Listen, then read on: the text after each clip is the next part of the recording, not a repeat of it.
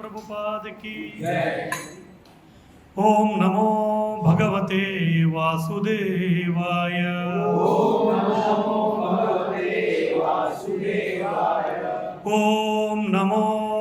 भगवते वासुदेवाय। ओम नमो भगवते वासुदेवाय। ओम नमो भगवते वासुदेवाय। ओम नमो भगवते वासुदेवाय। ओम अज्ञानतिमिरन्धस्य ज्ञानाञ्जनशलाकया चक्षुरुन्मिलितं येन तस्मै श्रीगुरवे नमः। नमो विष्णुपादाय कृष्णप्रेष्ठाय भूतले श्रीमते भक्तिवेदान्त स्वामिन्निति नामिने। नमस्ते सारस्वती देवे गौरवाणी प्रचारिणे निर्विशेष शून्यवादी पाश्चात्य देशधारिणे। वाञ्छाकल्पतरुभ्यश्च कृपा सिन्धुभ्येव च पतितानां पावनेभ्यो वैष्णवेभ्यो नमो नमः। श्री कृष्ण चैतन्य प्रभु नित्यानंद श्री अद्वैत गदाधर श्रीवासादि गौर भक्तवृंद। हरे कृष्णा कृष्णा कृष्णा हरे हरे, हरे राम राम राम हरे हरे, हरे कृष्णा कृष्णा कृष्णा हरे हरे, हरे राम राम राम हरे हरे, हरे कृष्णा कृष्णा कृष्णा हरे हरे, हरे राम राम राम हरे हरे। हरे कृष्णा। तो सबका स्वागत है आज का रविवारी सत्संग कार्यक्रम में। हालांकि मूसलधार बारिश हो रहा है, लेकिन फिर भी जो है आप लोग सोचते होंगे कि एक रविवार मिल गया तो अच्छा है, इतना बारिश में बाहर जाने का जो है गुंजाइश नहीं है, आराम से चादर ओढ़ के सो जाएंगे। तो चादर ओढ़ के सोने का जो है आपका भी एक विकल्प था और आप उसका तुष्टिकरण भी कर सकते थे, चादर ओढ़ के क्यों सोने का, क्योंकि आज का जो एकादशी है वो सोने का ही एकादशी है। हाँ, आज का जो एकादशी है वो सोने का है। आज का एकादशी का नाम क्या है? देवशयनी एकादशी। तो फिर आप बोलेंगे कि अरे देव ही सो गया है तो फिर मैं भी चादर ओढ़ के क्यों ना सो। तो सोना जो है हमारे लिए नहीं हो, किसके लिए है? वो भगवान के लिए है। भगवान सोते भी है तो फिर उनका वो जो निद्रा जो रहता है वो अनोखा है, उसको योग निद्रा कहते हैं। अभी हम लोग सोते हैं तो फिर बगल में जो है कोई आके चोरी करके भी चला जाएगा तो भी हमको समझ में नहीं आता। बगल में जो है सांप भी कभी कभी ऊपर से चला गया तो भी हमको समझ में नहीं आता। लेकिन भगवान का ऐसा नहीं। भगवान अगर निद्रा में है तो भी जो है उनको सब समझ में आता है कि क्या चल रहा है।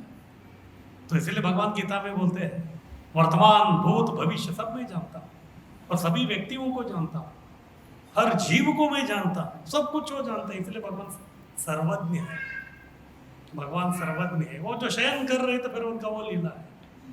इसलिए भगवान शयन कर रहे करके हमको शयन नहीं करना है, हमको तो हमेशा जागृत अवस्था में रहना है। अगर हम शयन करेंगे तो फिर क्या हो जाएगा? हम शयन करेंगे तो फिर हमको खिलाएगा कौन? भगवान अभी शयन कर रहे हैं 4 महीना, तो फिर भी जो है भोग वगैरह सब चलता रहता है। हाँ, असली भोग करने वाले भोक्ता वही है, हम लोग नहीं। तो इस प्रकार से एकादशी जो है वो बहुत महत्वपूर्ण है। और आज जो है देवशयनी एकादशी है। और ये जो एकादशी है अलग अलग भारत के प्रांत में जो है अलग अलग नाम से जो है उसका आचरण होता है। और सामान्यतः अभी हम लोग कौन से राज्य में हैं? क्या होगा, भूल गए क्या आप लोग? हाँ, कौन से राज्य में हम लोग? सही में महाराष्ट्र में ही है ना। भले आप कहीं के हो, लेकिन आज कहाँ हैं आप लोग? आप महाराष्ट्र में। और महाराष्ट्र में जो है तो बहुत ही विशेष है आज का एकादशी, है क्या नहीं है? शायद मुझे तो लगता है कि आप लोग जो है इस्कॉन में आने से पहले भी भले बाकी सब एकादशी का आचरण आप नहीं किए हो, लेकिन आज का जो है इसको जो है कम से कम महाराष्ट्र में तो करते ही है। तो क्या बोलते हैं इसको? कौन सा एकादशी? आषाढ़ी एकादशी। क्यों आषाढ़ी क्यों बोलते हैं इसको? क्योंकि आषाढ़ महीने में आ रहा है। और बहुत ही महत्वपूर्ण इसीलिए क्योंकि ये देवशयनी है, देवशयनी एकादशी है। तो अभी प्रश्न उठता है, जैसे अगर मुझे सोने के लिए जाना है, या फिर मान लीजिए कोई एक सिक्योरिटी गार्ड है, उसको अभी सोने के लिए जाना है, तो फिर वो ऐसे चला जाएगा वो सोने के लिए, क्या फिर दूसरे को उधर नियुक्त करेगा? क्या लगता है आपको? अगर आपके घर में जो है कोई गार्ड है, सिक्योरिटी वाला है, उसको नींद आ गया तो जाके सो जाएगा वो? तो क्या करेगा वो, किसी को तो हैंड ओवर करेगा, पावर ऑफ अटॉर्नी देगा, कुछ तो करेगा। अभी भगवान सोने के लिए जा रहे तो कितने महीना सोने वाले हैं, और उसको क्या कहते हैं हम लोग, चतुर्मास या चातुर्मास। वो भी एक व्रत है, चतुर्मास या चातुर्मास जो है वो भी एक व्रत है। हाँ देखिए, भगवान जो करते हैं वो एक व्रत हो जाता है। हाँ, भगवान भागे तो फिर वो रणछोड़ बन गए, वो भी एक लीला है। और भगवान को रस्सी से बांधा गया तो फिर उसके लिए 1 महीना निकालते हैं हम लोग, तो दामोदर लीला। तो इस प्रकार भगवान जो है बस अलग अलग प्रकार के जो लीला करते हैं। तो प्रश्न उठता है कि क्योंकि दुनिया तो चलानी है, ऐसा नहीं कि बाबा अभी प्रलय हो गए हैं इसलिए भगवान सो रहे हैं। भगवान सोते हैं जब प्रलय होता है, क्योंकि तभी तो कामकाज नहीं है, बराबर। जैसे अगर सब जगह कर्फ्यू लगा हुआ है तो फिर हम लोग तो बाहर नहीं जा सकते, तो तभी जो है आप चादर ओढ़ के सोएंगे तो कोई आपको पूछने वाला है नहीं, पूछेगा। लेकिन अभी कर्फ्यू नहीं है, आपको अभी नौकरी पे जाना है, तो तभी सोएंगे तो फिर चलेगा क्या, नहीं चलेगा। घर वाले पूछेंगे कि अरे क्या हो गया, क्यों नहीं जा रहे आप, है क्या नहीं। तो इसी प्रकार से जो अगर भगवान जो है विष्णु, अगर वो सोने के लिए जाते हैं तो फिर कौन चलाएगा इसको, किसी को तो चाबी देना पड़ेगा ना। तो किसको चाबी देते हैं भगवान, क्या लगता है आपको किसको देना चाहिए? हमको तो नहीं देंगे, बराबर।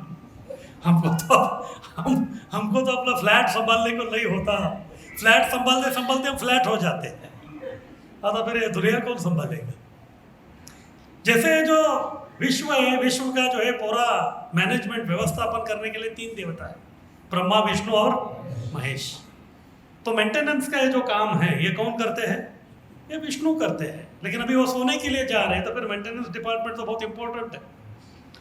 बनाना जो है थोड़ा मुश्किल है, तोड़ना तो बहुत ही आसान है क्या नहीं है। बनाना थोड़ा मुश्किल है, तोड़ना जो है बहुत आसान है, लेकिन उसके दोनों के बीच में जो मेंटेन करके रखना है वो बहुत ही हेडेक का काम है। तो इसीलिए भगवान वो हेडेक वाला डिपार्टमेंट अपने पास ही रखा है। हाँ, तो किसी को नहीं दिया, लेकिन अभी उनको सोना है तो फिर किसको देंगे? ब्रह्मा जी को तो नहीं दे सकते, क्योंकि अभी विष्णु जो है वो विष्णु तत्व है। विष्णु कौन है? वो विष्णु तत्व है। तो ब्रह्मा जी जो है वो जीव तत्व है। अभी डायरेक्ट विष्णु तत्व का जो काम है वो जीव तत्व को ट्रांसफर नहीं कर सकते। अगर डायरेक्ट करेंगे तो फिर जो है वो ब्लास्ट हो जाएगा उसका, तो इसलिए और दूसरे को देना पड़ेगा। तो अभी 3 में से विष्णु तो सोने को गए, ब्रह्मा जी नहीं कर सकते, अभी बचे कौन? तो शिव जी। शिव जी जीव तत्व नहीं, वो क्या है? वो शंभु तत्व है, वो अलग प्रकार के हैं। एक दृष्टि से देखा जाए शिव जी और विष्णु में कोई अंतर नहीं। तो ब्रह्म संहिता कहता है केवल दूध और दही में जो अंतर है वही बस थोड़ा विकार हो गया। विकार क्यों हो गया? क्योंकि उनको इस भौतिक दुनिया को देखना है, उसको संभालना है, इसलिए विकार हो गया। नहीं तो फिर वो विष्णु जितने ही पावरफुल। तो इसलिए ये जो 4 महीना है, अभी ये सो गए, कौन? भगवान देवशयनी। अभी उठेंगे कभी? उत्थान एकादशी तो कार्तिक में, तो कार्तिक में उठेंगे वो। ये तो 4 महीना है ये, तो 4 महीना जो है वो सब संभालना है। तो फिर भगवान जो उसको शिव जी को दे देते। इसीलिए आपने भी देखा होगा, ये तो भागवत वाले जो है इसके बारे में चर्चा नहीं करते, लेकिन जो वैदिक वाले हैं इसके बारे में चर्चा करते हैं। आपने देखा होगा ये जो है, जैसे अभी 4 महीना है, अभी सावन चालू होगा, बराबर। फिर चतुर्मास के कौन से हैं? श्रावण, भाद्रपद, आश्विन और कार्तिक, ये 4 महीना है। ये 4 महीना में जो है बाकी बहुत ही कर्मकांड इस प्रकार का जो है क्रिया नहीं होते, क्योंकि उसके लिए यज्ञ करना पड़ता है। और यज्ञ पुरुष कौन है? विष्णु है। और अभी वो क्या कर रहे हैं? वो सो रहे, तो उनको जगा नहीं सकते। तो इसीलिए जो वो काम वो सब होता नहीं। तो इसलिए ये 4 महीने में जो ज़्यादातर जो शिव जी के जो भक्त हैं उनका ही सब चलता है। जैसे अभी श्रावण आने वाला है, तो श्रावण में जो है कहाँ भीड़ ज़्यादा रहता है?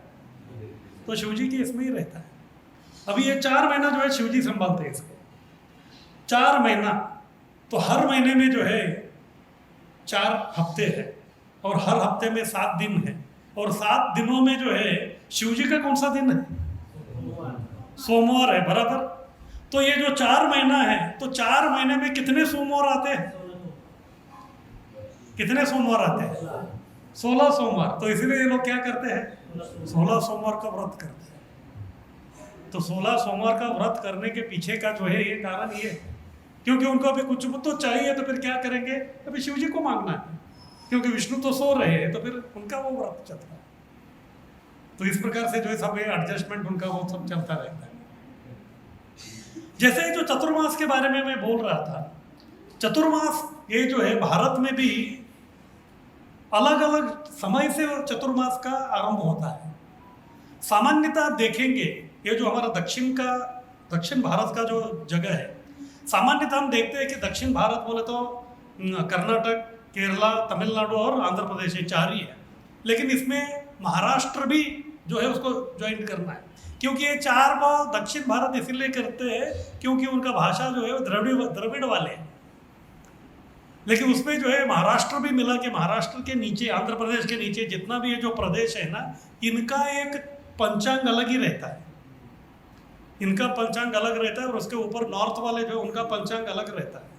तो उनका नॉर्थ वाले का जो महीना है वो चालू होता है पूर्णिमा को, उनका जो महीना चालू होता है वो पूर्णिमा को, इसलिए चतुर्मास जो है वो कभी चालू होता है पूर्णिमा से। लेकिन आप महाराष्ट्र और दक्षिण के ये लोगों को देखेंगे तो उनका चालू होता है अमावस्या को, यानी कि 15 दिन बाद चालू होता है। तो अभी प्रश्न उठता है कि हम लोग महाराष्ट्र में हैं, तो फिर हमको कौन सा जो पद्धति है उसका फॉलो करना पड़ेगा, इधर का ही करना चाहिए, बराबर, यानी कि अमावस्या से पकड़ना चाहिए। लेकिन इस्कॉन वाले क्या करते हैं, हाँ, तो इस्कॉन वाले इधर ही मार खा लेते हैं।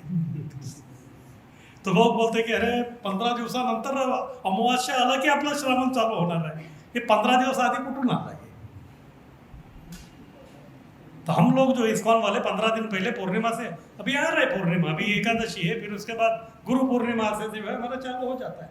लेकिन आप महाराष्ट्र के कोई वैदिक वाले को जाके पूछेंगे, वो बोले की अजून कुठं चालू झालेलं आहे, अजून आषाढच संपलेले नहीं है। तो फिर बाद में वो हमारे ऊपर पूछे, तो फिर प्रश्न ये उठता है कि हम ऐसा सिस्टम क्यों फॉलो कर रहे हैं? हम तो है महाराष्ट्र में, लेकिन सिस्टम तो दूसरा फॉलो कर रहे हैं, क्योंकि हम इस्कॉन वाले हैं और हम लोग कौन से वैष्णव हैं? गौड़ी वैष्णव। और एक गौड़ देश नहीं किधर, तो बंगाल में है। वो बंगाल में है तो फिर आपका सिस्टम भी कहाँ का चालू होगा? बंगाल, वृंदावन, उनका जो है वही सिस्टम आपको फॉलो करना पड़ता है। इस प्रकार वो बंगाल का सिस्टम फॉलो करते करते हम महाराष्ट्र में कंगाल हो जाते हैं। हाँ, उसको फॉलो करते करते जो हम लोग ये हो जाते थे। तो इसीलिए 15 दिन के बाद उनका होता है, लेकिन हमारा जो है पूर्णिमा से पूर्णिमा चतुर्मास। लेकिन इससे भी बढ़कर ये जो मध्व संप्रदाय वाले हैं उनका अलग चलता है चतुर्मास। आज कौन सा दिन है? एकादशी, शयन एकादशी। शयन एकादशी से लेके उत्तान एकादशी तक उनका चतुर्मास चलता है। आज से चालू हो गया उनका चतुर्मास। हाँ, तो सन्यासी लोग, अगर कोई कट्टर मध्वा वाला है तो फिर वो लोग भी फॉलो करते हैं। पुराने जमाने में वो लोग करते थे, मैंने देखा है कुछ लोग, तो घर वाले जो थे वो कट्टर थे, वो करते थे चतुर्मास। और उसमें तो बहुत ही कड़क नियम रहते हैं। अरे 4 महीने में जो है सूर्य नारायण का दर्शन होता ही नहीं है। और कुछ लोगों का ये नियम रहता है, जब तक सूर्य देव का दर्शन नहीं होता तब तक वो लोग कुछ खाते नहीं उसके, यानी कि आज सूरज नहीं निकला तो फिर उस दिन बस उपवास। इस प्रकार से उनका जो है लंबा चलता रहता है उपवास। तो उनका जो है अभी आज चालू हो गया शयन एकादशी। उत्थान एकादशी का 1 दिन पहले उनका खत्म हो जाता है, यानी कि कार्तिक खत्म होने के लिए अभी 5 दिन बाकी है, यानी कि एकादशी, द्वादशी, त्रयोदशी, चतुर्दशी और बाद में जो है वो पूर्णिमा। 5 दिन से पहले उनका कंप्लीट हो जाता है। तो फिर प्रश्न उठता है कि वो बचे हुए 5 दिन का वो क्या करते हैं? बचे दिन 5 दिन हम भी करते हैं। क्या करते हैं? भीष्म पंचक करते हैं। जैसे हर एकादशी हमको पालन करना चाहिए, लेकिन हम नहीं करते, तो फिर इसीलिए एक एकादशी खास करते हैं। कौन सा? निर्जल एकादशी। और ऐसे कहा जाता है कि अगर आप जो है एक निर्जल एकादशी करेंगे तो पूरा साल भर का जितना भी है सब कर लिया। ऐसा इसी प्रकार का एडजस्टमेंट चतुर्मास के लिए भी है। इसी प्रकार का एडजस्टमेंट चतुर्मास के लिए भी है। चतुर्मास तो करना चाहिए। अगर चतुर्मास वो नहीं करेंगे तो फिर ये 5 दिन करते हैं लोग भीष्म पंचक। ये भीष्म पंचक जो है इसका और भीष्म देव का कोई संबंध नहीं है।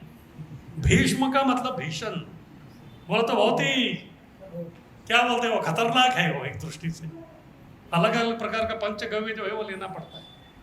इस प्रकार जो अलग सिस्टम चलता है। तो इस प्रकार अलग अलग लोगों का जो है चतुर्मास जो है वो अलग अलग दिन चलता है। और आज जो है बहुत ही महत्वपूर्ण है, और आज है एकादशी। तो जैसे मैं बता रहा था, महाराष्ट्र में भी ये बहुत फेमस है। कौन सा? आषाढ़ी एकादशी। लेकिन केवल आषाढ़ी नहीं, और भी एक एकादशी करते हैं वो लोग। कौन सा? कार्तिक एकादशी। क्यों आषाढ़ी और कार्तिक की करते हैं लोग?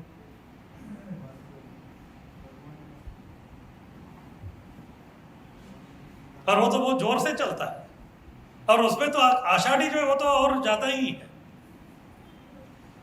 इसका दो कारण है, एक भौतिक और एक आध्यात्मिक। जैसे महाराष्ट्र में जो है सब लोग हैं जो विठल के जो भक्त हैं उनको वारकरी कहते हैं। एक्चुअली वो वारकरी शब्द नहीं है, वो वारी करी है। जो वारी करता है, वारी यानी कि पद यात्रा करना अपने स्थान से कहाँ पंढरपुर जाके वो जो व्यक्ति इधर आता है तो उसको बोलते हैं वारी करने वाला, वो वारी करी है, बाद में वो वार करी। और कभी कभी जो है वो वार करी हो जाता है, लेकिन वो वार करी नहीं है, और वारी करी है। तो क्यों करते वारी? तो उनका मत ऐसा है कि जो वारी करेगा उसे जन्माची फेरी वो निकल जाएगा। अंत में व्यक्ति का वही है, जन्म मृत्यु का जो फेरी है वही सबसे बड़ा समस्या है। इसको गीता में कृष्ण भी बोलते हैं, नेहा विक्रम नाशोस्ति प्रत्यवायो न विद्यते स्वल्पमप्यस्य धर्मस्य त्रायते महतो भयात् न यह अभिक्रमण अस्ति। अभिक्रमण यानी कि चक्र। कौन सा चक्र सताता है हमको? जन्म मृत्यु का चक्र सताता है, ये अभिक्रमण है। न यह, कृष्ण बोल रहे, इस प्रकार का ये जन्म मृत्यु का चक्र न यानी कि अस्ति, ये नहीं। किसके लिए? नेहा विक्रमण आश्वस्ति प्रत्यवायो न विद्यते स्वल्पमप्यस्य धर्मस्य। जो स्वल्प यानी कि थोड़ा भी, इधर धर्म का मतलब है भक्ति। धर्म का मतलब भक्ति, जो कृष्ण की भक्ति करता है, थोड़ा भी जो करता है उस व्यक्ति किससे बच जाता है?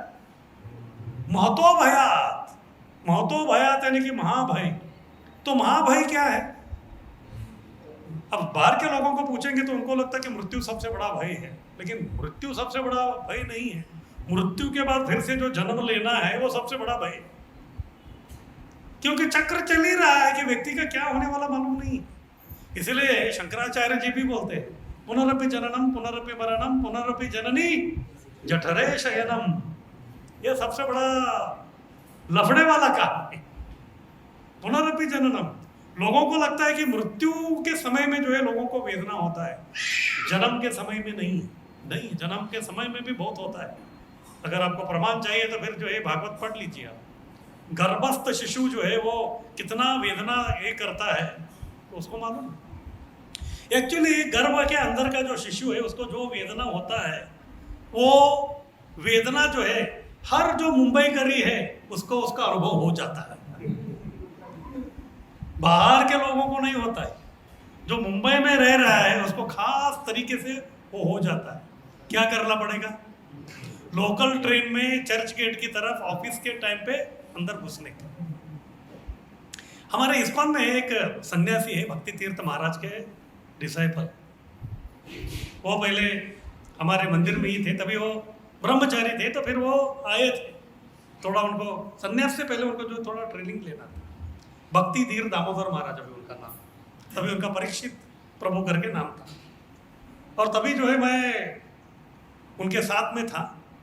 फिर एक दिन उनको जो है सायन में प्रोग्राम के लिए जाना था, लेकिन उनको जो है लेट बताया गया। और प्रोग्राम जो है कम से कम 7 साढ़े 7 के करीब वो चालू होने वाला था। तो फिर 6 बजे उनको कोई बोला कि अरे आपको उधर जाना है। कुछ तो मिसअंडरस्टैंडिंग हो गया वजह बोलने का, लेकिन अभी टाइम पे तो पहुंचना है। अभी टैक्सी या कुछ लेके जाएंगे तो पहुंचेंगे, उसका कुछ गारंटी नहीं है। फिर वो मुझे पूछने लगे कि और कुछ है क्या साधन? उन्होंने बोला कि सुपर फास्ट एक ही है हमारे पास जाने का। सुपर फास्ट एक ही तरीका है बम्बई में पहुंचने का, वो क्या है? Local train. और टाइम क्या था? शाम का 6 बजे। और हमको चर्च गेट यानी कि इस तरफ से उस तरफ जाना था, और वो भी जो है दादर में चेंज करके सब कुछ। लेकिन अभी मेरे पास कोई ऑप्शन नहीं था, और तभी हमारे पास उतना साधन भी नहीं थे। कई वर्ष पहले की बात है। अभी तो क्या मंदिर में भी 2-2 3-3 गाड़ियाँ हैं, तो कुछ तो हो जाता है। या तभी ओला उबर अलग अलग सिस्टम है, लेकिन तभी ऐसा कुछ था नहीं। फिर मैं बोला अभी बस एक ही है, उसमें जाना पड़ेगा। उन्होंने बोला ठीक है चलो। फिर गए। फिर बाद में उनको कुछ अंदाजा नहीं है वो क्या हो। क्या होने वाला है। उन्होंने देखा काफ़ी लोग खड़े थे, फिर बाद में जो अंदर गए थे तो घुसा दिया। ऐसा हो गया कि वो एक डिब्बे में और मैं एक डिब्बे में। मैं टेंशन में था वो चढ़े के नहीं चढ़े करके। फिर भी जो है देखा, एक्चुअली दो अलग दरवाजे से चढ़े हुए के डिब्बे में थे। बाद में देखा उन्होंने हाथ दिखाया तो फिर समझ गए कि चलो कम से कम अभी कहा है अंदर ही है। उस दिन तो पूरा टाइट था। फिर बाद में मैं कैसे भी करके उनके पास आ रहा था, क्योंकि कहाँ उतरने को उनको कैसे मालूम पड़ेगा। तो कैसे भी करके जो मैं उधर आ गया, फिर मैं बोल दिया सॉरी अभी क्या हमारे पास कोई ऑप्शन नहीं। उन्होंने कुछ नहीं बोला। फिर बाद में जैसे साइंस स्टेशन आ गया तो उधर नीचे उतरे तो फिर उन्होंने बोला थैंक यू वेरी मच। मैं बोला कि क्यों थैंक यू वेरी मच। उन्होंने बोला मैं भागवतम में पढ़ा था, मैं भागवतम में पढ़ा था जो शिशु है जो गर्भ के अंदर जो रहता है उसको कितना वेदना होता है, क्योंकि हिलने को भी जगह नहीं। वो माँ के गर्भ में रहता है। अगर उधर जो है अगर कोई एक कीड़ा भी उसको काटता है, सबसे पहले तो उसका जो चर्म है वो बहुत ही मुलायम रहता है। तो उसका अनुभव अगर आपको करना है तो फिर आपको जो है कोई एक जो है जलना चाहिए आपका चर्म। जब चमड़ा आपका जला हुआ है फिर वो नया आ रहा है, उसको अगर किधर भी थोड़ा भी स्पर्श, अरे थोड़ा क्या हवा का भी स्पर्श होता है तो ऐसा लगता है कि जान निकल रहा है हमारा। होता है कि नहीं होता है? इस प्रकार का इसमें अगर जो शिशु को इतना मुलायम उसका जो चमड़ा है, उसको जो है अगर थोड़ा कुछ भी जो है अगर मच्छर भी काट रहे तो वो कुछ नहीं कर सकते। जैसे लोकल ट्रेन में भी होता है, आप जो अंदर घुसे हुए हैं और दूसरे का पैर आपके ऊपर है, पैर के ऊपर, और वो दबा रहा है आपको समझ में ही नहीं आएगा कि ये किसका पैर है। हाँ, सबसे पहले तो आपको समझ में ही नहीं आएगा कि ये किसका पैर है। अगर आपको मालूम भी पड़ा तो फिर वो करेंगे क्या, कुछ नहीं कर सकते आप, क्योंकि पूरा सब जगह से जो है पूरा दबे हुए हैं। तो शिशु का स्थिति ऐसा है, पूरा दबा हुआ है, कुछ नहीं कर सकते। अगर आप पैर के ऊपर जो है अगर कोई एक मच्छर भी आपको काट रहा है तो भी आप कुछ नहीं कर सकते। वो जो है अपना राजभोग खा के चला जाएगा। हाँ, वो कुछ नहीं कर सकते। ये शिशु का जो है अंदर का ये इतना जो है सब ये वेदना है। तो इस प्रकार से जो है जन्म के समय में जो है इतना वेदना होता है, लोगों को उसका कल्पना नहीं है। तो मृत्यु तो बोलते हैं कि हजारों जो है बिच्छू एक साथ में डंक मारते हैं तो फिर कितना ये होगा। एक्चुअली ये सांप भी काटता है और बिच्छू भी काटता है। सांप का काटा हुआ जो व्यक्ति है वो तुरंत मर जाता है, क्योंकि विष जो है बहुत खतरनाक रहता है उसका। लेकिन बिच्छू का काटा ऐसा नहीं है, वो जो है धीरे धीरे वो वेदना से ही व्यक्ति मर जाता है। वो विष काम करता है क्या नहीं मालूम नहीं, लेकिन वो वेदना इतनी होती है कि उसी से समझ खत्म हो जाता है। अगर वो व्यक्ति को अगर हजारों बिच्छू एक साथ में डंक मारेंगे तो क्या हालत होगा उसका। बहुत अच्छा समझ लीजिए, हाथ में जो है अगर आप पूरा जलता हुआ कोयले को पकड़े तो क्या होगा, उससे भी ज्यादा जो है वेदना उस व्यक्ति को होता है। इस प्रकार का जो है पुनरपि जननम पुनरपि मरणम, इससे जो है बाहर निकलना है तो फिर उसके लिए केवल एकमात्र है, वो है भक्ति। वो भी थोड़ा भी करेंगे तो भी चलेगा। और भक्ति करना जो है चैतन्य महाप्रभु ने आसान बना दी है। तो केवल क्या करना है, हाथ ऊपर करना है और हरे कृष्णा कृष्णा कृष्णा हरे हरे, हरे राम राम राम हरे हरे। बस यही स्वल्पम अभ्यास है। ये करो करके चैतन्य महाप्रभु और हमारे आचार्य सब कह रहे। तो इतना ही करना, इतना करने से महाभय जन्म मृत्यु चक्र से जो है व्यक्ति बाहर। तो वही जन्म मृत्यु का चक्र से बाहर निकलने के लिए ये जो वारकरी है वो वारी करते रहते हैं। लेकिन ऐसे कहते हैं कि केवल 2 वारी नहीं है। जैसे हमको आषाढ़ी वारी मालूम है और कार्तिकी वारी मालूम है, लेकिन साल में 4 वारी होता है। एक चैत्र वारी होता है और एक माघ का भी वारी होता है। बोलो तो हर 3 महीने में होता है उनका। लेकिन उसमें विशेष आषाढ़ है। क्यों आषाढ़ है? भौतिक दृष्टिकोण से देखा जाए ये जो आषाढ़ महीना है ये बारिश का महीना है। और भारत जो है वो कृषि प्रधान देश है। कृषि प्रधान यानी कि इधर किसान बहुत है और वो लोग जो हमेशा क्या करते हैं, खेती बाड़ी करते हैं। अभी श्रावण आने तक लोगों का क्या हो जाता है, खेती का काम जो है सब संपन्न हो जाता है। बोले तो उन्होंने जो है सब पेरनी कर दिया, सब कर दिया, सब हो गया। अभी ऑलमोस्ट जो है वो लोग शांत है। और अभी भगवान की कृपा से जो है उनके खेत के लिए जो पानी चाहिए वो पानी भी उनको मिल गया। इसीलिए वो इतने खुश है और इतने वो कृतज्ञ हैं। कृतज्ञ ये शब्द भी बहुत महत्वपूर्ण है। ज्ञा यानी कि जानना, कृत यानी कि जो किया है। अभी उनके लिए कौन किया है? भगवान ने किया है। भगवान ने उनके लिए क्या किया है? बारिश बरसाया है। तो ये ज्ञा यानी कि ये लोग जानते हैं, कौन? किसान लोग। इसीलिए उनको लगता है कि भगवान के प्रति हम कृतज्ञ हैं, तो उनके प्रति कृतज्ञता हमको प्रदर्शन करना है, कृतज्ञता। तो वो कृतज्ञता प्रदर्शन करने के लिए वो लोग अपने अपने गांव से पैदल पद यात्रा में जाते हैं पंढरपुर, कृतज्ञता अर्पण करने के लिए। क्योंकि उनको मालूम है, क्योंकि अभी ये एकादशी को जाके ही भगवान को मिलना है, फिर उसके बाद क्या हो जाएगा? भगवान सो जाएंगे, सोने से पहले उनको पकड़ना है। तो इसीलिए जो पैदल जाते फिर वो वारी करते। और ये जो अभी 4 महीना है, वो 4 महीने में और कोई वारी नहीं होता। अभी हो गया, भगवान को कृतज्ञता अर्पण कर दिया, क्योंकि उन्होंने बारिश दे दिया, इसलिए उनका फसल क्या हो गया? बहुत ही अच्छा अभी आने वाला है। फिर उसके बाद 4 महीना लगता है साधारणतः देखा जाए तो फसल जो है पूरा अच्छा है होने के लिए।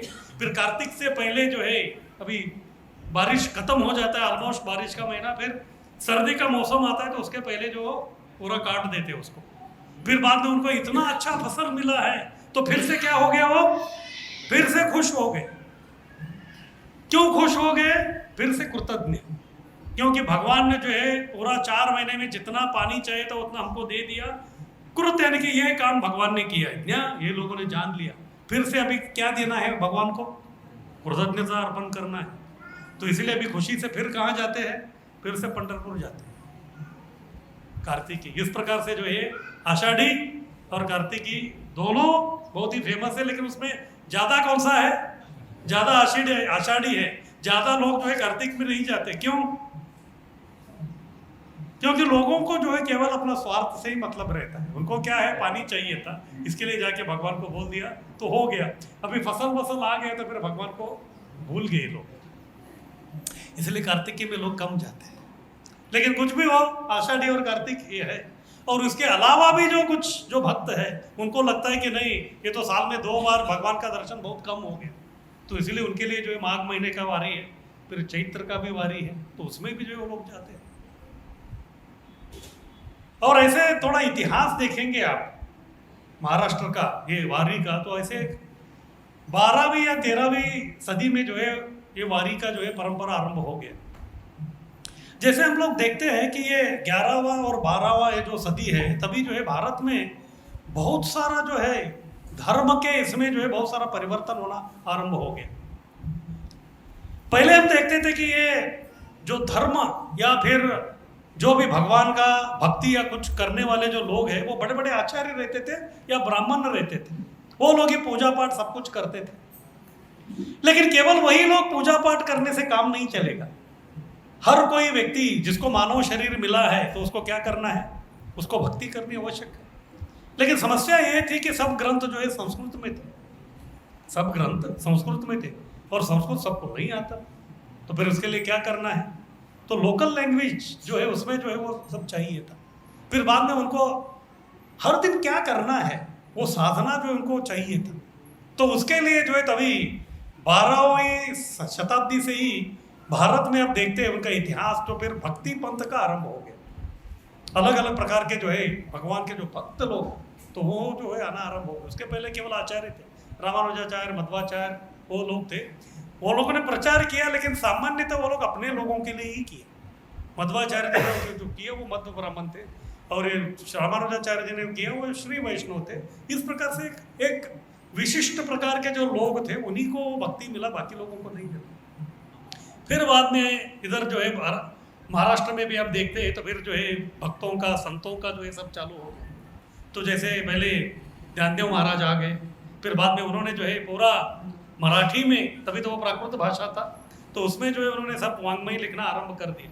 फिर वो लोगों को समझ में आ गया क्या करना है क्या नहीं करना है। और वो केवल लेखन नहीं किया, उन्होंने अपने जीवन से बता भी दिया कि उनको क्या करना है। फिर बाद में उनको लगा कि अभी जो है हिंदू धर्म के जो लोग हैं, 12वीं सदी से पहले भारत में कोई समस्या नहीं थी, क्योंकि भारत में अलग अलग प्रांत, अलग अलग संस्थान के लोग थे।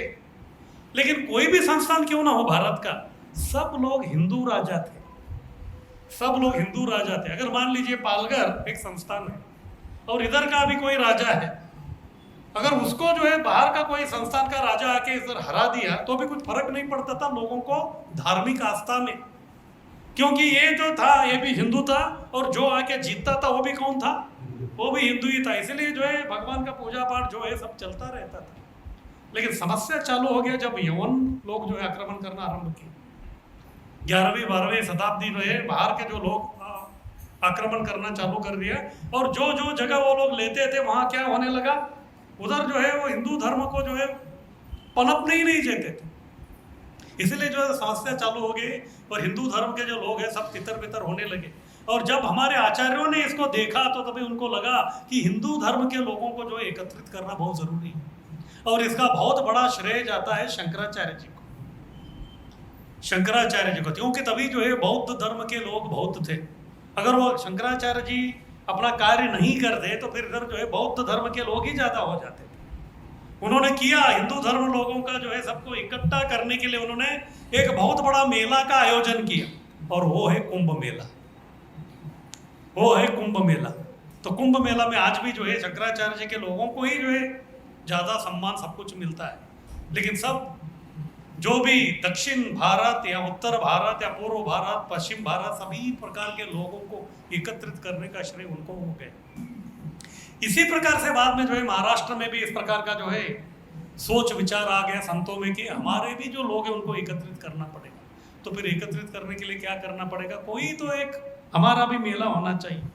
तब जाके जो है वारी ये जो है उसका संकल्पना उनका ये हो गया।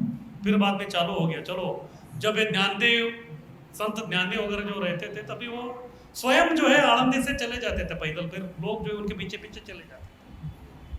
फिर उसके बाद आ गया तुकाराम महाराज देहू में, तो फिर वहां से वो जाते थे तो उनके पीछे भी लोग चलो। उसके बाद नामदेव महाराज, एकनाथ महाराज, ऐसे जो है कई सारे संत आ गए। तो फिर उनका उनका जगह से जो है, तो आज आप देखेंगे तो पंढरपुर में जो है अलग अलग दिशा से जो है बहुत सारे लोग आके उधर जमा हो जाते हैं। फिर जब उनका जो संगम होता है उधर तो उसको रिंगन बोलते हैं, रिंगन। तो सब लोग जो है एकत्रित होकर एक राउंड बनाते हैं। फिर बाद में जो उधर जो है घोड़ा भागता है वो रिंगन में, वो एक रिंगन है। और दूसरा जो है धावा है। तो धावा वो है जब तुकाराम महाराज जब वो जाते थे कहाँ, पंढरपुर, भगवान का दर्शन करने के लिए। पंढरपुर से पहले एक जगह है उसका नाम है वेलापुर।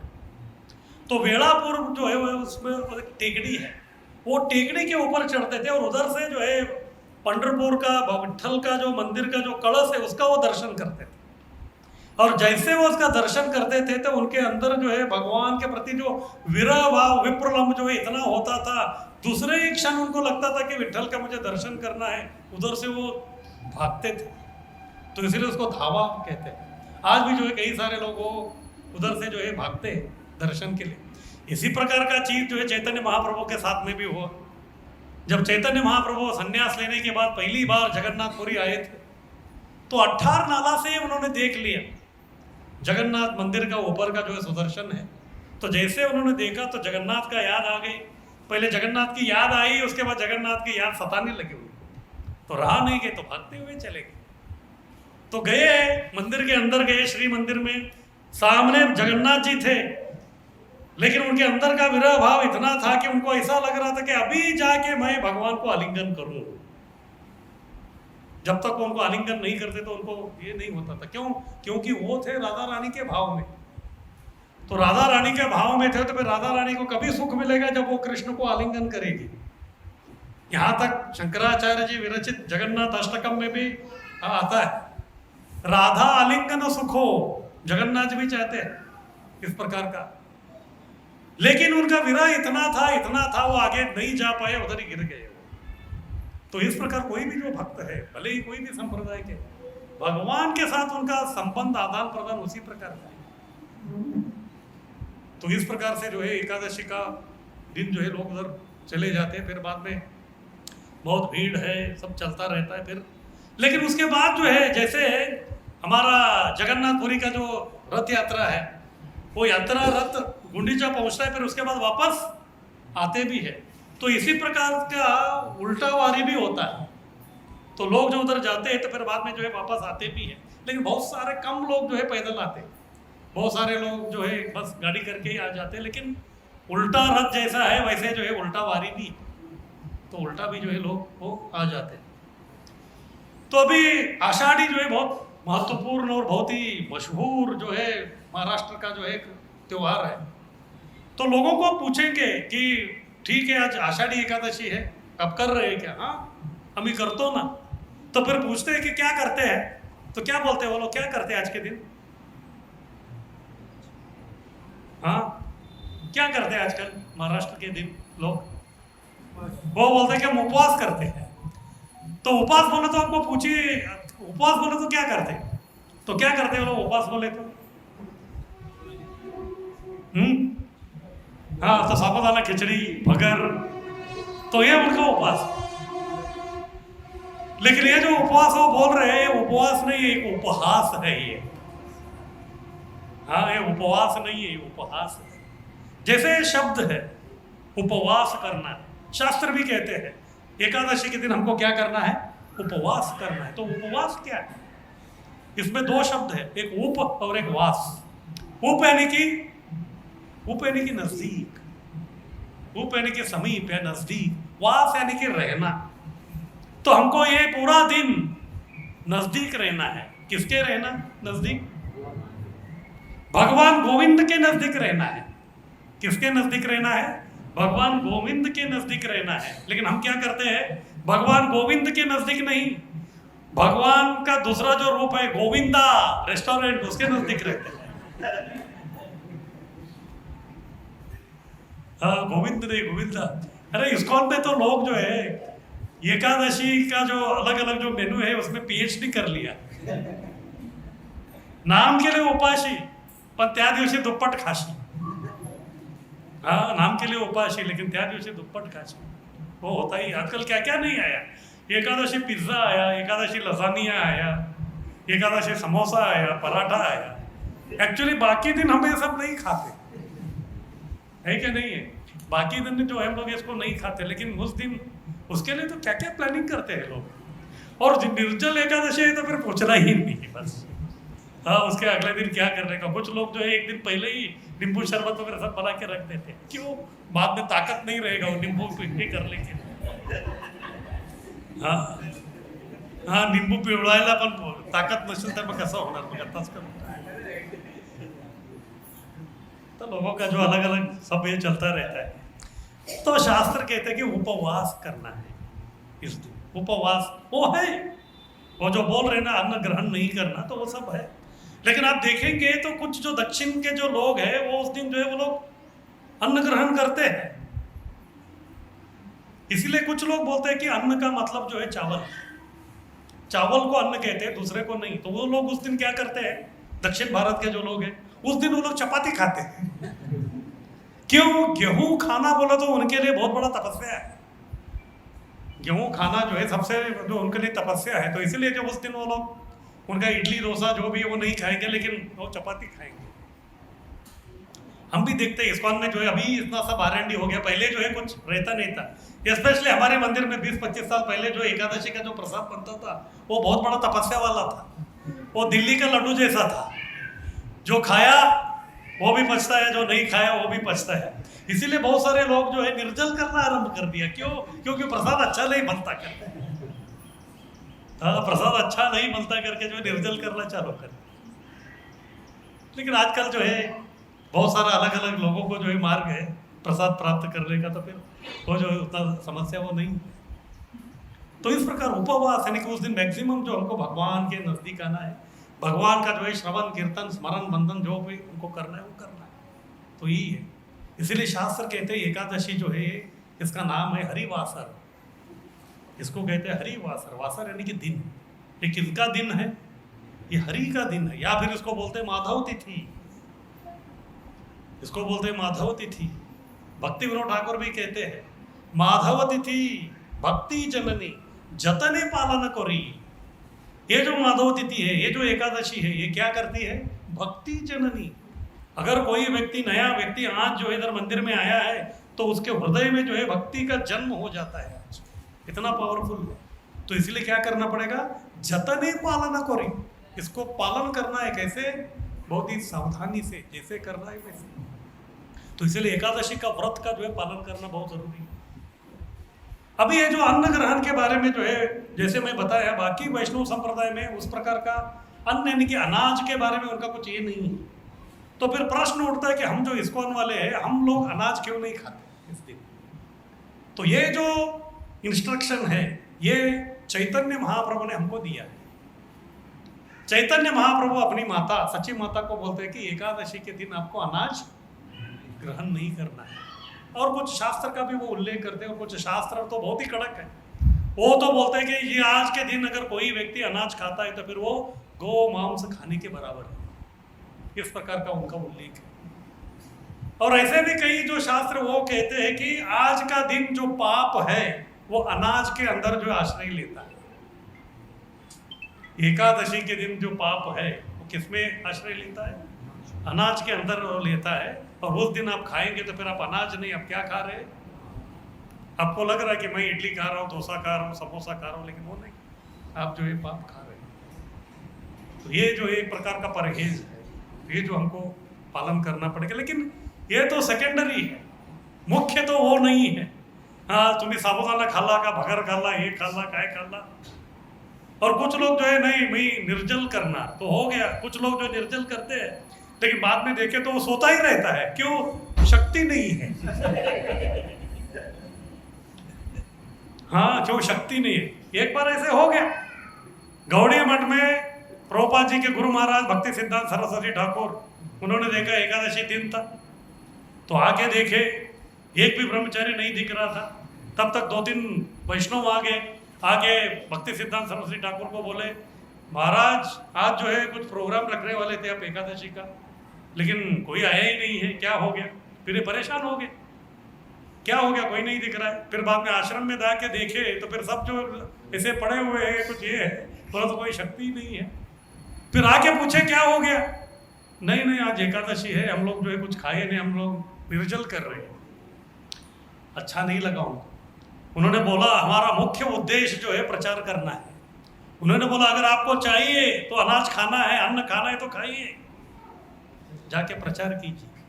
तो इसीलिए बोलते प्राण आछे यार से ये तो प्रचार, इसके पास प्राण है वही व्यक्ति जो है वो करेगा। इस प्रकार हमारे आचार्य भक्ति सिद्धांत सरस्वती ठाकुर तो बहुत ही क्रांतिकारी विचार वाले थे। तो इस प्रकार जो है तो ठीक है, जो खाने पीने का जो है परहेज ये एक अलग चीज है, लेकिन मुख्य जो है हमको भगवान का स्मरण, चिंतन, ये सब करना जो बहुत आवश्यक है।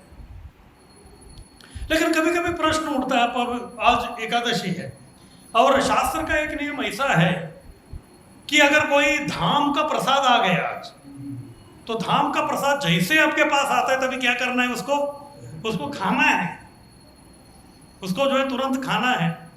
अभी तिरुपति से आ गया और तिरुपति में क्या मिलता है प्रसाद? लड्डू। तो लड्डू को देख के मन में लड्डू तो फूट रहे, लेकिन खा नहीं सकते क्योंकि एकादशी है। तो ऐसा रहेगा तो फिर क्या करेंगे आप? वृंदावन का प्रसाद आ गया, वो भी जो है राधा रमन को जो है डायरेक्ट ऑफर किया हुआ, वहां भोग, तो क्या करेंगे? तो ग्रहण करने का मतलब मुंह में डालना नहीं है। ग्रहण यानी कि स्वीकार करना।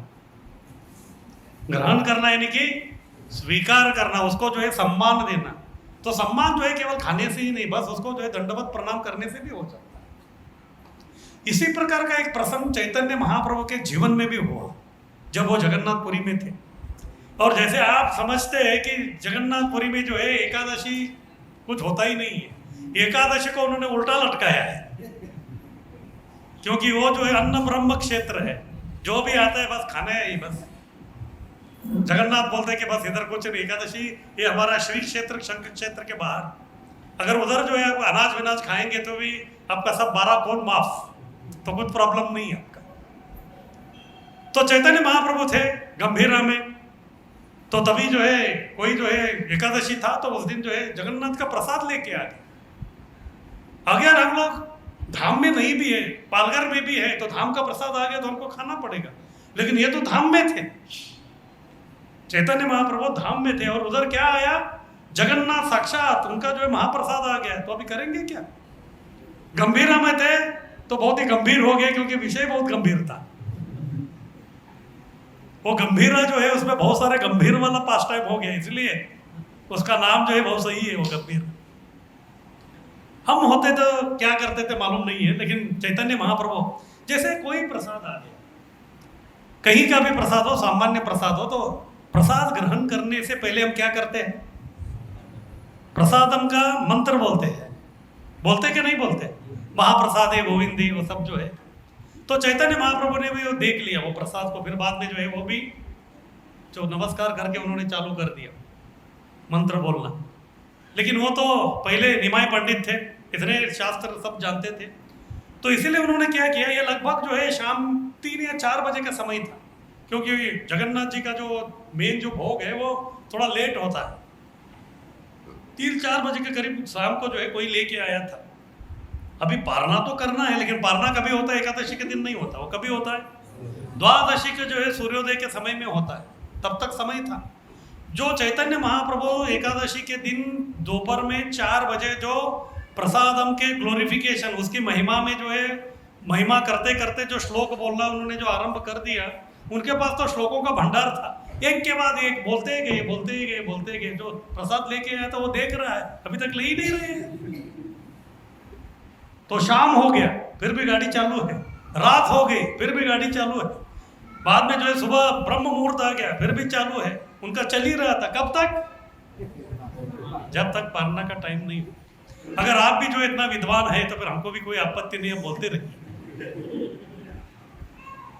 हाँ, आपके पास जो उतना विद्वत्ता है या पांडित्य है तो फिर आप भी बोल सकते, कुछ समस्या नहीं उसका, कोई समस्या नहीं, कोई प्रॉब्लम नहीं। लेकिन वो थे, वो तो साक्षात भगवान है, उस प्रकार उन्होंने किया। तो इस प्रकार उस दिन अगर आ भी गया तो फिर हमको जो है सम्मान करना है उसका, वो बहुत महत्वपूर्ण है। फिर प्रश्न उठता है हमको अन्न ग्रहण नहीं करना है। कभी कभी लोग बोलते हैं कि प्रभु मैं तो बीमार हूँ, मुझे जो औषध लेना है और औषधि में क्या क्या हमको मालूम नहीं है, तो फिर क्या करें? तो शास्त्र जो उसमें भी बताया है, जैसे महाभारत के उद्योग पर्व में बताते हैं, कुछ जो चीज़ें हैं उसको ग्रहण करने से आपका एकादशी व्रत भंग नहीं होता। उसमें एक है दूध, दूसरा है दही या फिर घी या फिर फल या फूल या फिर मूल रूट या फिर औषधि। औषधि का वो उसमें उल्लेख आया है, क्योंकि व्यक्ति जो औषधि लेता है वो खुशी खुशी नहीं लेता। ऐसे कोई इधर महात्मा है जो बहुत ही खुशी खुशी औषधि लेते हैं, अगर उसमें भी आयुर्वेदिक है तो फिर वो तो कड़वा रहता है, वो तो कभी भूलेगा नहीं उसको। तो इधर ये जो बोल रहे खाना नहीं है, वो किसके ऊपर प्रहार कर रहे हैं? हमारे इंद्रिय तृप्ति करने का जो प्रवृत्ति है उसके ऊपर प्रहार हो रहा है। जो हर दिन हम लोग जो इंद्रिय तृप्ति के लिए नाना प्रकार के जो भक्ष्य भोज्य को हम लोग स्वीकार करते हैं, उसको कम करने के लिए, वो कम करने के लिए जो उसको जो इस प्रकार वो बताया है। तो औषधि कोई खुशी से नहीं लेता, तो इसीलिए जो औषधि के रूप में हम लोग लेते हैं, इसलिए उसमें कुछ भी है तो फिर उतना कुछ उसका ये नहीं। तो इस प्रकार से जो एकादशी जो है बहुत महत्वपूर्ण है, और भगवान साक्षात स्वयं बोलते हैं कि एकादशी उनके लिए बहुत ही प्रिय दिन है, इसीलिए वो उनका नाम का है माधव तिथि हरिवासर। तो इसी प्रकार का जो है एकादशी था, वो था वैकुंठ एकादशी।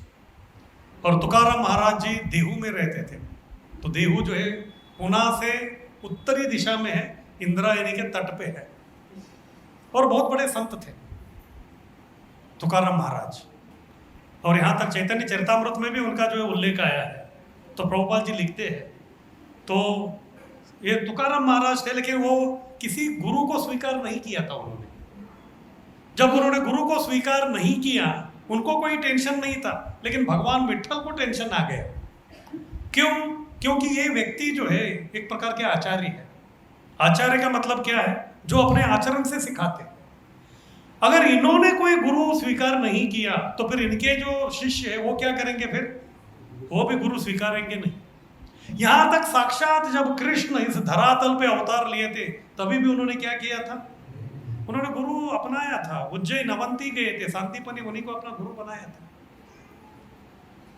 लेकिन विठल ये सोच रहे थे ये गुरु नहीं बना सकते, क्योंकि उस समय में जो है जितने भी जो गुरु थे सब मायावादी थे उस समय में जो है, क्योंकि तभी वैष्णवों का संख्या बहुत कम थी, तो सब मायावादी थे। तो फिर संत तुकाराम महाराज को तो पूरा फिलोसॉफी मालूम है, मायावाद क्या है ये है, तो फिर आप अभंग में देखेंगे तो मायावादी लोगों का जो है डायरेक्ट उनके ऊपर वो प्रहार करते, तो इस प्रकार का व्यक्ति को नहीं लेंगे, फिर क्या करें।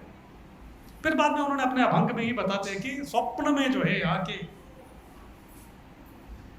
व्यक्ति ने, जो उनका जो गुरु है, उनको उन्होंने दीक्षा दे दिया, नाम दे दिया। तो प्रभुपाद जी लिखते हैं कि वो और कोई नहीं थे, वो कौन थे? साक्षात चैतन्य महाप्रभु थे, क्योंकि वो भगवान कृष्ण ही थे, लेकिन वो बैरागी के रूप में थे। और कृष्ण जो है कभी बैरागी का रूप धारण नहीं किया, केवल चैतन्य महाप्रभु के रूप में ही उन्होंने ये किया। तो इस प्रकार से जो ये जो चैतन्य तुकाराम महाराज का जो ये है वो कनेक्शन, वो भी गौड़ीय वैष्णव का कनेक्शन नहीं है। इसीलिए उनका कीर्तन का स्टाइल वगैरह देखेंगे तो हमारे जैसा ही, करताल है, मृदंग है, और वही है। ये मृदंग जो है इसके पहले जो है वो था नहीं, और ये जो मृदंग है एक्चुअली मृदंग नहीं है, इसको खोल कहते हैं, खोल। इसका डिजाइन साक्षात चैतन्य महाप्रभु ने ही दिया है। तो इसीलिए जो है आज भी जो है आपको ओरिजिनल वो चाहिए तो आपको बंगाल में ही जाना पड़ता है, और दूसरी जगह वो बनता नहीं है। बाकी आप प्लास्टिक का इसका उसका यूज करते हैं, लेकिन असली जो उसका जो मधुर उसका जो ध्वनि है वो मिट्टी का इससे ही आता है, उसको खोल कहते हैं। तो फिर वो इसलिए वैष्णव गीत में भी आता है, खोल शब्द आता है, बाजे लो खोल, हाँ, वो जो है उनको उन्होंने दे दिया। इस प्रकार से जो है वो गौड़ी इसमें जो है उनका वो कनेक्शन आ गया। फिर अपने अभंग में वो लिखते हैं कि वैष्णव है तो फिर उनको जो एकादशी का पालन करना, ये सब इसी प्रकार। तो देहू में रहते थे, और देहू में कितने लोग देहू गए हैं उना के पास, तो उधर भी जो है उनका एक विठ्ठल रुक्मिणी का मंदिर है, उनका घर के बगल में ही है। तो इनका नाम है तुकाराम बोड़ोबा मोरे, पूरा नाम उनका।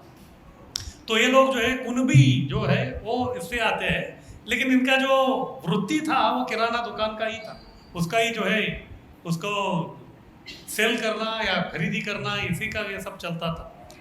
और इनके पूर्वज 8वें जो पूर्वज थे उनका नाम था विश्वंभर। ये पूरा वैश्य कम्युनिटी वाले थे। उनका जो 8वें जो पूर्वज थे उनका नाम था विश्वंभर। वो संत थे और वो भी जो है वारी में जाते थे, हर एकादशी को जो है वारी में जाते थे। कहाँ? पंढरपुर। लेकिन जब वो वृद्ध हो गए तो फिर वो वारी नहीं जा सकते थे। तभी लास्ट टाइम जब वो गए थे पंढरपुर तो विट्ठल के सामने वो रोने लगे कि अभी बस लगता है कि इस जिंदगी का आपका और मेरी आखिरी मुलाकात और आखिरी दर्शन है। तो विट्ठल को अच्छा नहीं लगा। उन्होंने बोला कि आप चिंता मत करो, आप चलो देहू, मैं आपके पीछे पीछे आऊँगा। फिर जैसे वो आ गए देहू तो फिर बाद में अगले दिन सुबह उन्होंने देखा तो फिर विट्ठल और रुक्मिणी दोनों का मूर्ति जो उधर विराजमान था। तो फिर वो मूर्ति यानी कि वो भी जो है स्वयंभू है मूर्ति। तो आज भी जो है देहू में वो मूर्ति है उधर। तो इस प्रकार वो संत थे तो कई भक्तों को जो है मिला के हर एकादशी उसका जो है व्रत का पालन करते थे। और उनकी महानता सब जगह जो है फैल चुका था। यहाँ तक तभी जो है छत्रपति शिवाजी महाराज थे उन तक की पहुँच गया था। और छत्रपति शिवाजी महाराज के जो है गुरु थे वो थे समर्थ रामदास। समर्थ रामदास जी को भी मालूम था कि तुकाराम महाराज किस श्रेष्ठत्व के वो भक्त है। इसीलिए जब एक बार समर्थ रामदास को मिलने के लिए शिवाजी महाराज गए थे तभी शिवाजी महाराज को उनके गुरु जो समर्थ रामदास थे उनको उन्होंने बताया था कि जब भी आप देहू की तरफ आपको जाना हो तो कृपा करके आप तुकाराम महाराज से जरूर मिलना, तुकाराम महाराज से आप जरूर मिलना। ठीक है। फिर बाद में ऐसा हो गया कि उनको पुणे के आजू बाजू में किधर तो उनका कुछ काम था तभी वो उधर आए थे। फिर तभी उनको मालूम पड़ा कि अगला दिन वैकुंठ एकादशी है, अगला दिन वैकुंठ एकादशी है। तो फिर उनको लगा कि ये इतना अच्छा ये अवसर है तो आज ही जाके तुकाराम महाराज को मिलते हैं। फिर बाद में वैकुंठ एकादशी के दिन जो है वो आ गए उधर। कहाँ? देहू के पास में। अभी मिलने के लिए जाना था लेकिन उसके पहले उनको लगा कि पहले बता दे कि शिवाजी महाराज आने वाले हैं ऐसा। इसलिए उन्होंने सोचा कि अभी कुछ तो नजराना भेज दिया जाए उनको। इसीलिए कुछ जो सोने के जो सिक्के थे वो जो उनको भेज दिया गया। लेकिन तुकाराम महाराज जो है बहुत ही नम्र व्यक्ति थे। उनको जो है कोई भौतिक जो भी वस्तु है उसका जो है कोई इच्छा ही नहीं थी उनको। ये शिवाजी महाराज भी जानते थे लेकिन शिवाजी महाराज का जो विचार अलग था। सोने का सिक्का देने में उनको अपना जो है कुछ घमंडी या इस प्रकार का उनको दिखाने का ये नहीं था, क्योंकि उन्होंने सुना था कि जब भी ये कीर्तन करते हैं, कौन, तुकाराम महाराज, तभी जो है बहुत सारे इधर उधर के जो लोग आके उधर बसते हैं उनका सुनने के लिए। तो इतने लोग, इतने वैष्णव उधर आए हैं, तो फिर उनको जो है उनका जो प्रसाद का जो कुछ प्रबंध होना चाहिए, उसके लिए उन्होंने वो सोने के सिक्के जो सब कुछ भेज दिए थे। तो जो सेवक था शिवाजी महाराज का, वो उसको लेके आ गया। ये कीर्तन कर रहे थे, ये एकादशी का एक दिन पहले की बात है। तो कीर्तन कर रहे थे, बहुत ही पूरा तल्लीन हो गए थे नाम स्मरण में, विठल विठल पांडुरंग सब चल रहा था, सब लोग वही गा रहे थे। अचानक ये व्यक्ति आया, फिर उनके सामने जो है वो थाली रख दिया। तो जैसे उन्होंने आंखें खोल के वो थाली देखा तो पूरा कंपित होने लगे। कंपित होकर उधर से वो भागे गए। तो उसको समझ में नहीं आया क्या हो गया करके।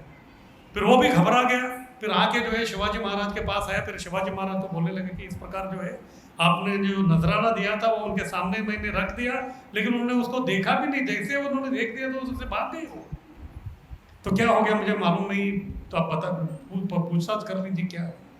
तो शिवाजी महाराज को भी अच्छा नहीं लगा। उनको लगा कि अरे मैं उनका जो कीर्तन चल रहा था उसमें डिस्टर्ब किया, अच्छी तरह उनका कीर्तन चल रहा था, मैं जो है खामो काम डिस्टर्ब कर दिया। उनको अच्छा नहीं लगा, इसीलिए जो तुरंत आ गए कहाँ, तुकाराम महाराज के पास आके साष्टांग दंडवत किया। फिर बाद में उन्होंने बोला कि मुझे माफ कीजिए, मेरी वजह से आपका कीर्तन जो है खंडित हो गया। और जो भक्त लोग उधर थे वो भी जो है पूरा हरिनाम के गजर में जो है पूरा वो तल्लीन हो गए थे। उनका भी जो है कीर्तन था उसमें भी ये बाधा आ गया, या मुझे अच्छा नहीं लग रहा। फिर बाद में उन्होंने बताया कि माफ कीजिए, लेकिन मेरा उद्देश्य जो है ऐसा कुछ नहीं था। मेरा उद्देश्य जो केवल वैष्णव सेवा करने का था, वैष्णवों का सेवा इससे हो, इसीलिए जो है मैं ये सब भेज दिया था। फिर बाद में तुकाराम महाराज जो उनको बोलते हैं, देखिए आप जो है अभी अभी मुझे जानते हैं। शिवाजी महाराज को बोल रहे, कौन, तुकाराम महाराज, आप जो है मुझे अभी अभी जानते हैं। क्योंकि वो सही था, क्योंकि इसके पहले वो तुकाराम महाराज के बारे में नहीं जानते थे, जब तक उनके गुरु समर्थ रामदास जी ने उनको नहीं बताया था। देखिए आप जो है, आप अभी जो है मुझे जानते हैं, अभी थोड़ा जानने से आपको ऐसा लग रहा है कि कुछ तो मुझे देना चाहिए मेरे इसके लिए, लेकिन इसके पहले से ही जो है मुझे भगवान विठल जानते हैं। आपसे पहले जो मुझे कौन जानते हैं, भगवान विठल जानते हैं। केवल जन्म से नहीं, इसके पहले मैंने जितने भी जो जन्म लिया था, कई जन्म मेरे हो गए होंगे, उन हर जन्म में जो है मुझे कौन जानते हैं, विठल ही जानते हैं। और आपका ये नजराना आने से पहले मेरा जो है पालन पोषण कौन कर रहे थे, उसके पहले का हो या उसके पहले के जन्मों में हो, ये सब पालन पोषण कौन कर रहे थे, वो भगवान विठल ही कर रहे थे। और वो विठल जो मेरा पालन पोषण करने वाला है, यहाँ तक कृष्ण भी गीता में बोलते हैं, योगक्षेमम वहम में हम, जो भक्तों का जो है वो योगक्षेम वो देखते ही। तो उन्होंने वो वचन दिया है, तो फिर उनके ऊपर मेरा ये सब कुछ है। तो फिर अभी आप ये जो दे रहे हैं, तो इसके ऊपर जो है मेरा कोई इच्छा नहीं है सब। अगर मैं इसको स्वीकार करूंगा तो फिर क्या हो जाएगा, जो भगवान मुझे जन्मों से दे रहा है तो उनके ऊपर क्या हो जाएगा, मेरा श्रद्धा जो है कम हो जाएगा, फिर कट जाएगा। तो आप अपनी तरफ से ठीक है, लेकिन मैं इसको नहीं स्वीकार कर सकता। यदि मैं इसको स्वीकार करूंगा तो ऐसा लगेगा कि भगवान का योगक्षेम का जो सिस्टम है उसमें कुछ तो गड़बड़ हो गया है, इसलिए मुझे माफ कीजिए। जैसे शिवाजी महाराज ने ये सुना, बस उनके आंखों से अश्रुपात होने लगे, साष्टांग दंडवत किया। तब उनको समझ में आ गया उनके गुरु महाराज समर्थ रामदास इस व्यक्ति को मिलने के लिए क्यों बोला। फिर जो है बहुत ही खुश हो गए। फिर बाद में उन्होंने बोला कल एकादशी है, अब जरूर आइए कीर्तन की। बोला मैं आऊँगा। तो उस दिन वैकुंठ एकादशी था, तभी वो आए, उधर बैठे थे, कीर्तन वगैरह सब चल रहा था। और दुर्भाग्यवश जो मुसलमान जो लोग थे उनको मालूम पड़ गया कि शिवाजी महाराज अभी कहाँ है, वो मंदिर में है और ऊपर से निहत्ते है, कोई जो है शास्त्र उनके पास नहीं है। और ये बहुत ही सुनहरी मौका है, और ये गवा दिया तो फिर कभी ऐसा नहीं मिलेगा। इस प्रकार उन्होंने सोचा। फिर उनके जो भी वो सेनापति था कमांडर, तो उन्होंने 2000 सैनिकों को भेजा, 2000 सैनिकों को जो आक्रमण करने के लिए इधर भेज दिया। और यह खबर जो शिवाजी महाराज के जो खबरी थे, जो सीआईडी लोग थे, उनको मिल गए, तो फिर वो आ गए। शिवाजी महाराज भी पूरा तल्लीन हो गए थे, जोर से पांडुरंग का सब गजर चल रहा था, विठल का, बहुत हजारों में लोग थे, क्योंकि बाकी समय में तो लोग आते ही थे, लेकिन आज वीआईपी आए हैं, क्यों? शिवाजी महाराज आए हैं तो फिर उनको देखने के लिए बहुत आए। जैसे आज जो है आप लोग इधर आए ही है, अगर कल जो है इधर नरेंद्र मोदी आ गए तो फिर क्या हो जाएगा? हाँ, तो फिर वो वैसे ही है। शिवाजी महाराज में जो है नरेंद्र मोदी का बाप है बस। हाँ, तो इतने मशहूर थे, तो फिर सब लोग उधर थे, जोर से सब चल रहा था, वो आके उनके कान में बता दिया। तो इस प्रकार से जो है उनका प्लान चल रहा है आपके ऊपर इधर आक्रमण करने का। शिवाजी महाराज ने सुन लिया, लेकिन वो ज्यादा कुछ बोले नहीं, फिर से जो आंखें बंद करके बस विठल विठल विठल, वो टेंशन में आ गया। कभी कभी ऐसे ही होता है, जैसे जो वीआईपी लोग रहते हैं ना, वो अपने दुनिया में रहते हैं, टेंशन उनका सिक्योरिटी गार्ड का रहता है हमेशा, क्योंकि गलती से कुछ भी हो गया तो फिर बाद में किसको पकड़ेंगे? वो सिक्योरिटी इंचार्ज को पकड़ेंगे, इसलिए उसको समझ में नहीं है क्या करने का। फिर बाद में बाहर आके देखा तो तभी क्या हो गया था कि वो जो 2000 लोग थे वो उधर ही खड़े थे। फिर बाद में उनका एक व्यक्ति को उन्होंने भेज दिया था, सही में देखो ये सही है क्या नहीं है, ये तो फोकट का 2000 लोग जाके क्या करेंगे इधर। वो व्यक्ति, एक व्यक्ति उधर आ रहा था ये करने के लिए, तो फिर से आके वो शिवाजी महाराज को बोला बस वो एक व्यक्ति आ नहीं रहा है, तो जैसे वो आएगा तो फिर जो है पकड़ा जाएगा। इधर एक समस्या थी, ये जो मुसलमान जो लोग थे, ये 2000 लोग, इन्होंने शिवाजी महाराज के बारे में केवल सुना था, उनको कभी देखा नहीं था। हाँ, वो केवल शिवाजी महाराज का नाम सुने थे, कभी उनको देखा नहीं था। तो इसलिए वो जो उनका जो कमांडर था उनको पूछा ये कैसे है, तो उन्होंने बोला शिवाजी महाराज का अलग प्रकार का टोपी है, दाढ़ी है, वो सब उसने उनको उतना ही बता दिया। असलियत में कोई देखा ही नहीं था जो आया था। अभी जो है ये व्यक्ति दोबारा बोल दिया, तो अभी थोड़ा जो है शिवाजी महाराज थोड़ा विचलित हो गए, और जैसे वो विचलित हो गए तो फिर तो आंखें खोल के ये कर रहे थे, तभी जो लोग तो उधर कीर्तन कर रहे थे उसमें भी कुछ लोग विचलित हो गए, उनको लगा कि कुछ तो गड़बड़ होने वाला है करना। फिर जैसे तुकाराम महाराज कीर्तन करते हुए वो सुन भी रहे थे, सब लोग जो है विठल विठल पांडुरंग बोल रहे थे, उसमें जो है थोड़ा चेंज हो गया ट्यून में। आंखें तो बंद थे उनके, लेकिन उन्होंने देखा कि कुछ तो ट्यून में चेंज हो गया, या फिर अपस्वर जो है वो आ रहा था, तो अचानक उन्होंने आंखें खोली। फिर शिवाजी महाराज का चेहरा उन्होंने देखा तो उनको लगा कि कुछ तो गड़बड़ है। फिर बाद में उनको पूछा क्या है, उन्होंने बोला ऐसा ऐसा जो है लोग मुझे पकड़ने के लिए आ रहे। तुकाराम महाराज जो है बिल्कुल विचलित नहीं हुए, उन्होंने बोला बस अभी आप जो है भगवान के नाम के आश्रय में है। अब कहाँ है? मेरे आश्रय में नहीं, आप भगवान के नाम के आश्रय में है, और भगवान का नाम और भगवान जो है वो अभिन्न है। और अगर आप हरि नाम लेते हुए, यानी कि भगवान का नाम लेते हुए अगर आपके ऊपर जो है कुछ आपका बाल भी बांका हो गया, तो फिर इसका जो है निंदा किसके ऊपर आएगा? तो हरि के ऊपर आएगा। देखिए क्या श्रद्धा है तुकाराम महाराज की, वो बस आने वाला पकड़ने के। लेकिन कभी कभी क्या है, मुझ में जो है वो श्रद्धा है, लेकिन दूसरे व्यक्ति में वो श्रद्धा को पैदा करना इतना आसान नहीं है। दूसरे के व्यक्ति में आप श्रद्धा कभी पैदा कर सकते हैं, आप में जो है कितना गंभीर वाला वो श्रद्धा है उसके ऊपर वो है। इससे समझ में आता है कि उनमें कितना था। शिवाजी महाराज सुन लिया, ठीक है आप बोल रहे तो बस उन्होंने बोला आंखें बंद कीजिए, फिर हरिनाम का आश्रय लीजिए, वही सब ये करेगा। फिर सब लोग भी शांत हो गए, सब हरिनाम का गजर चल रहा था, विठल विठल विठल विठल। फिर ये आए तो फिर बाद में जो है अभी भगवान को जो है अपने को बचाना था, अपना नाम को बचाना था, फिर नाम लेने वाले भक्त को भी बचाना।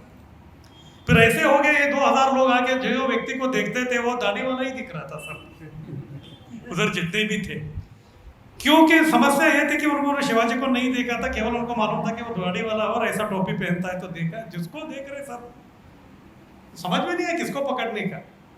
फिर बाद में उन्होंने सोचा सबको लेके जाना ये तो नहीं हो सकता, ये तो बहुत मुश्किल है करके। फिर वो वापस गए, वापस जाके उनके सेनापति को बोल दिया, अरे तो आपने तो बोला था, लेकिन उधर सब के सब आप जो बोले वैसे ही दिख रहे, भी क्या करने का। ये बहुत क्रोधित हो गया उनका जो सेनापति कमांडर था, उन्होंने बोला सब ऐसे ही दिख रहे, कुछ नहीं, अरे तुम तो 2000 लोग हो, सबके हाथ में तलवारें, जितने भी लोग हैं सबका सर कलम कर दो, किसी को मत छोड़ो। तो फिर ये वापस आ गए, और जैसे ये आया रहे थे तो तभी उन्होंने देखा कि एक व्यक्ति जो है, शिवाजी महाराज जैसे ही थे वो भाग रहे थे। बाद में उनको समझ में आ गया कि यही है असली शिवाजी, इसलिए वो भी भाग रहा है करके। फिर बाद में जो है निकल गए उसके पीछे पीछे, और वो घोड़े पे था, फिर घोड़े पे वो लेके गए कहा, कितना 40 मील दूर लेके गया वो, जंगल के पास में। फिर जैसे ये लोग जंगल में प्रवेश किया तो फिर वो व्यक्ति गायब हो गया, वो व्यक्ति गायब हो गया। फिर उसके बाद इधर जो तुकाराम महाराज थे, तुकाराम महाराज ये सब देख रहे थे, कोई व्यक्ति जो है शिवाजी महाराज का ये करके उधर गया है।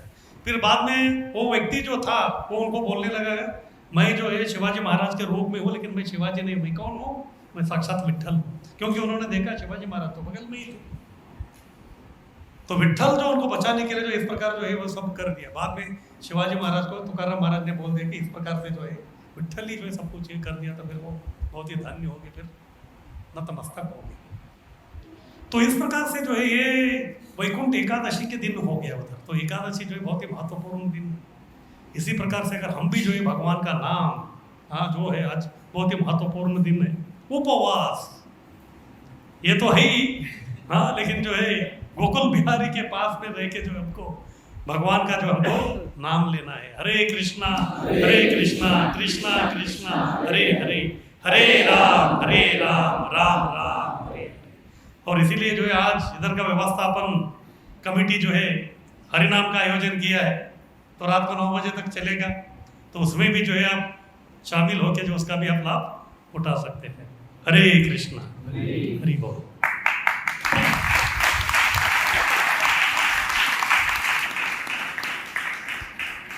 हरे कृष्ण। श्रीमान श्री चैतन्य प्रभु, उनको हम लोग पारंपरिक पद्धति से 3 बार, क्योंकि प्रभु जी आज पालघर के लोग नहीं आए, लेकिन गोपीनाथ मंदिर से प्रभु जी आए हैं बारिश में अपने को डरी जी की कथा सुनाने के लिए। तो 3 बार जोर से हरि बोल बोल के उसको धन्यवाद देंगे। हरि बोल, हरि बोल, हरि बोल। प्रभु जी ने बोला आज उपवास है, उपवास भी है और उपवास भी करना है, भगवान के करीब रहना है। तो आज पूरा दिन कीर्तन चालू रहेगा, और शाम को जो भक्त आएंगे उनके लिए भी प्रसाद भी रहेगा, उपवास प्रसाद है। तो अभी दर्शन होगा और उसके बाद प्रसाद होगा। हरे कृष्ण।